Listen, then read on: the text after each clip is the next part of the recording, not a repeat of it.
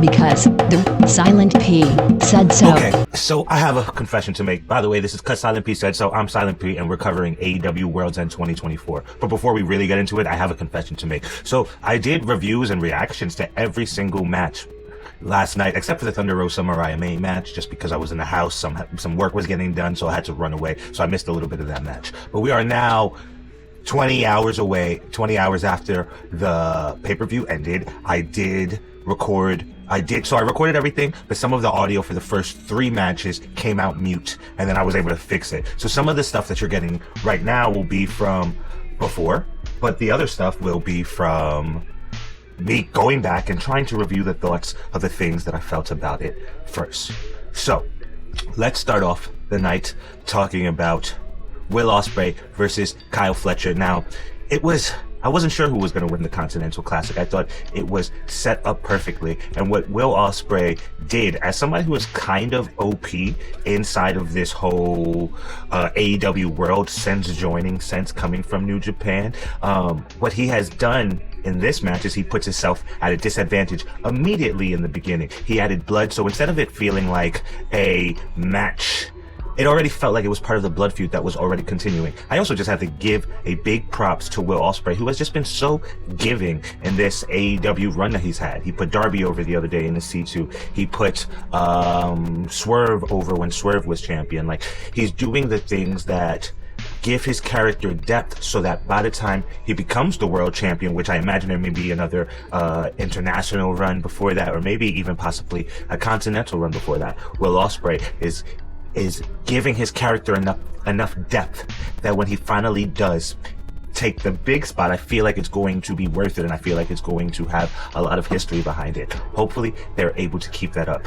The other thing about the C2 is that it was a success this year, obviously, right? Kyle Fletcher started off so strong, and even losing at this in the semifinal, it worked out so well because his blood feud with Kenny Omega continues. There was that part in the match where somebody pulled up a sign that said Kenny Omega's still better. He ripped it apart, and then they put up another sign. Like, his character is now fully established, and that's a great thing. And I think we're seeing Will Ospreay come out at the end of it. It's also so interesting because the next options we have is Okada versus Ricochet. Will has history with Ricochet. Will has history in Okada. In my mind, as somebody who's been watching Tony Khan's wrestling product for the past 5 years, there was no question that he would want to be the person to be able to give us Okada versus Ospreay again. Some of the best New Japan matches that have ever existed. Of course, that watching New Japan matches is what gave him the idea to start AEW in general. How can we bring that to North American wrestling?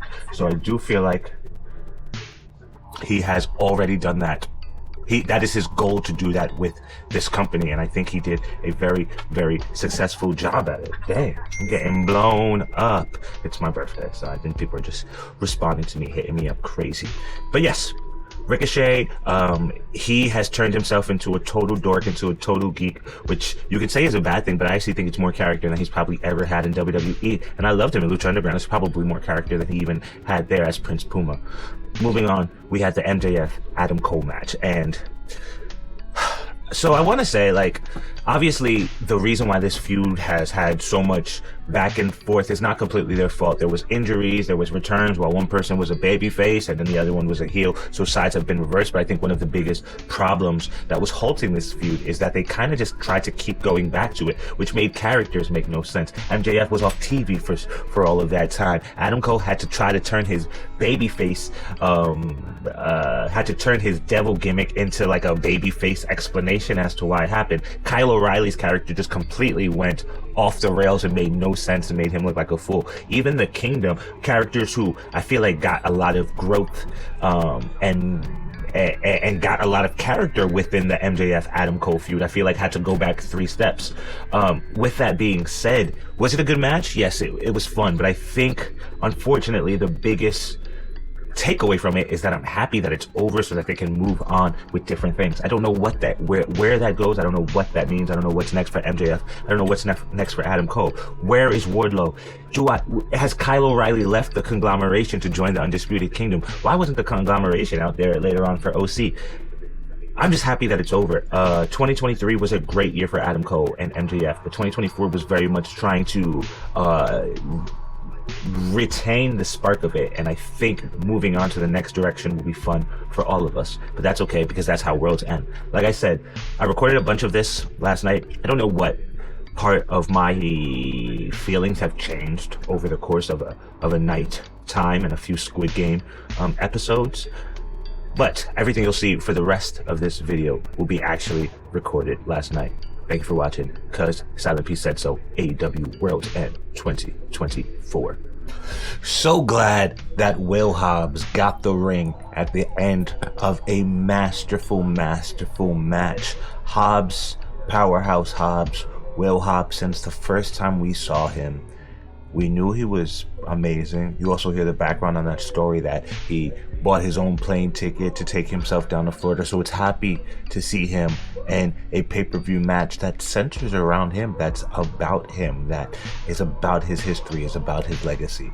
There was no reason to Keshta wouldn't win.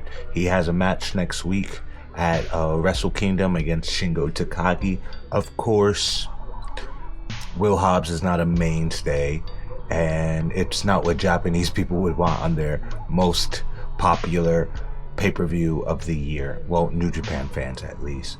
But nonetheless, these two put on a match that it got its meat chance, but was more than just a meaty big guy match. It was a match with stakes, with intensity, with storyline, with big pins, big finishers. Pretty much everything you want from a pay-per-view match, and on a pay-per-view with tons of great matches. I'm so happy to Keshta and Hobbs, two people that were relatively not household names 2-3 years ago, stealing the show, or at least putting on a banger. Shout out to Sheamus. AEW Worlds End 2024. That's the bottom line, cause Silent P said so.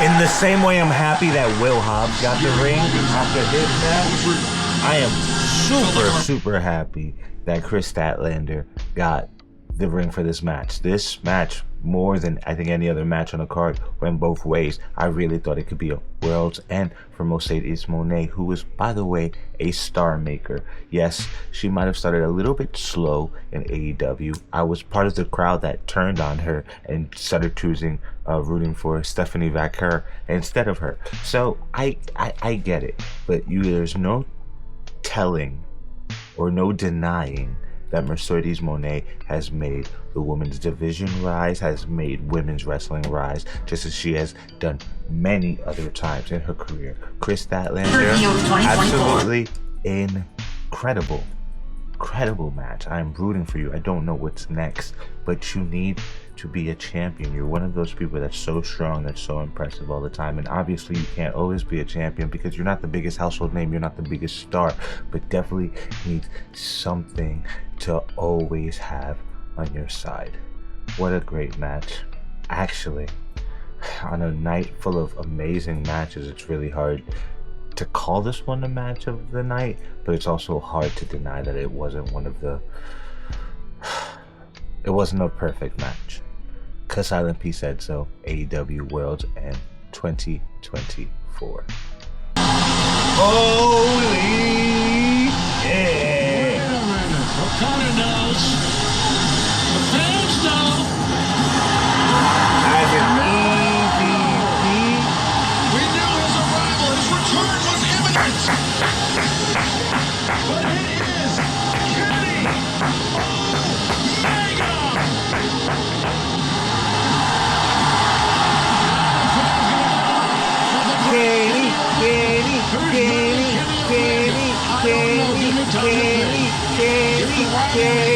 Between Kazuchika Okada and Will Ospreay, with A tier, the rivalry between Omega and Okada is S tier. It is legendary.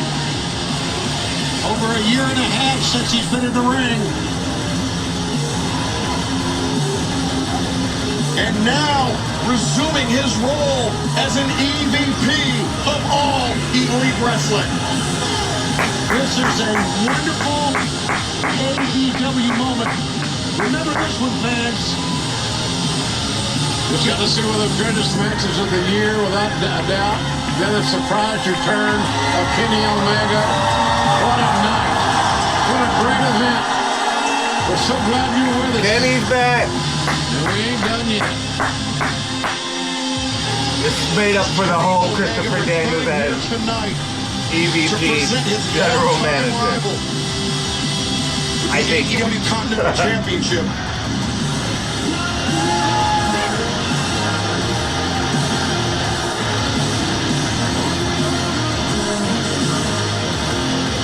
Kenny Omega. Is he strictly here in his capacity as an executive vice president? Who the hell knows? Only Kenny knows, I'd assume.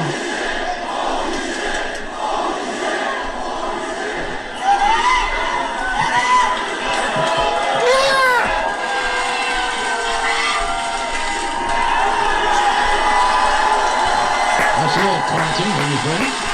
Well, absolutely, but this is Kenny Omega, right?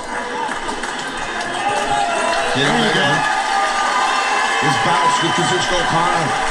Some of the best His hair's so long. matches of all time. Some of the most dramatic encounters to ever take place inside the squared circle. They have great chemistry and they're very evenly matched. Kenny, The fans chant Kenny. Fans, we do not know how long it's going to take Kenny Omega to get back to wrestling shape. He was out for quite a while. Stood up Okada. What a moment! You stood up Okada, Kenny. It's great to see Kenny back. One of my all-time He'll favorites. move, Kenny. Highly skilled. Well, the surprise return of Kenny Omega. Presenting Kazuchika Okada. The Continental Championship title belt. There is your winner of the 2024 Continental Classic. And perhaps cementing himself as the greatest tournament wrestler of all time, the Rainmaker Kazuchika Okada. Kenny Omega. And now I want to see Kenny and Okada. Yeah. I'm like a little kid. For his illness and what he went through, Kenny looks great. He does. He was just looking at the babyface tunnel. But there were no words exchanged that I could see between Okada and Omega inside the ring. I think you're right. I didn't see them talk to each other whatsoever. Okay. Do you think Okada, JR, do you think Okada feels engaged by Kenny's return right now? I would think there was Okay. something said about that. Yes. You got to miss one of the greatest Okada. tournament moments of all time. Okada. Okada. Okada. Okada. Okada. Okada. Okada. Event All In Texas coming up Saturday, July 12th. Well, Kazuchika Okada making history tonight, winning the 2024 Continental Classic, his inaugural tournament outing here in AEW. But as we reiterated, he is no. It's kind of hilarious that an almost first match in a series between Ospreay and Okada in New Japan is where the timeline at AEW is about, since they both joined, which probably says a lot about the American wrestling scene in general, with WWE dominating for so long, especially before Paul took over. So it's just like quite interesting to see, because when we were getting this match in New Japan, that was about 5 years ago, and I think we probably got 3 or 4 more versions of that match since. And the same way with the C2, where we're only in year 2 of the C2, and so the only winners that we have is Eddie Kingston and Okada now, which I cannot wait to see that match. It's also very hard to even talk about just the Ospreay Okada match, which was absolutely fantastic, fabulous. Before we move on, it's hard to say that Will Ospreay has not been giving in his time since he's come back to AEW, with the way he put Darby over, the way he put Swerve over.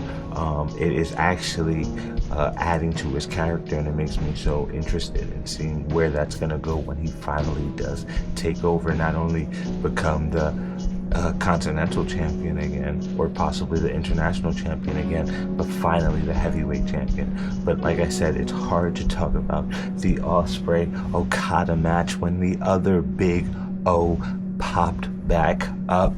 Kenny Omega returned as an EVP. In another video, I laughed and joked and said, him coming back at this moment in this fashion almost makes up for how incoherent the Christopher Daniels as an EVP storyline went in and went out of.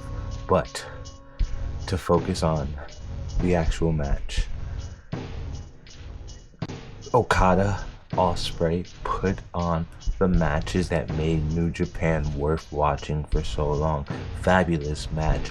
I really like that Ospreay is super OP, but also put himself in a big fashion to be able to have a disadvantage in this match. And not only was that disadvantage funny to watch this man wobble down during his theme song, but also be something that raised Kyle Fletcher to a whole nother level.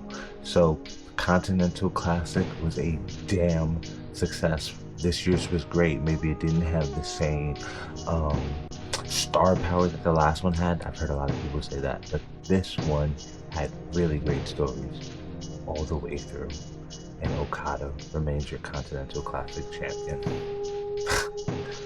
Great.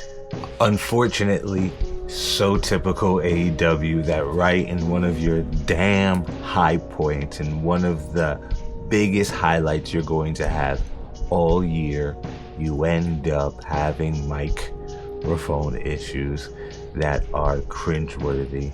Something for all of the haters to clip. Doesn't change my view of the show, even on that point. That 4 or 5 seconds, maybe 12 seconds, was very hard to watch. We got the return of Adam Copeland, which we expected because FTR teased us, but FTR isn't medically cleared until January 1st, so why didn't security and medical people come down while they were fighting? It doesn't matter. It's professional wrestling. Jon Moxley is still your AEW World Champion, and Edge came back and said they're going to take it all, and then they have a match against Jon Moxley, Claudio, and Yuta on Wednesday, but they're not the trio champions. So what are they going for? Is Edge going for the heavyweight championships? Are they going for the trio championships? And where does Pac stand in all of this? I'm curious. The match was good. It's very hard to follow an Okada Ospreay match, but it had to go like that. I wanted it to be a little bit longer. It ended shorter than I expected, but the brawl in the front was cool. I just don't really know where we go from here, but that's what happens when Worlds End. AEW Worlds End 2024. Because Tyler PSwitch Dow. Because the Silent P said so.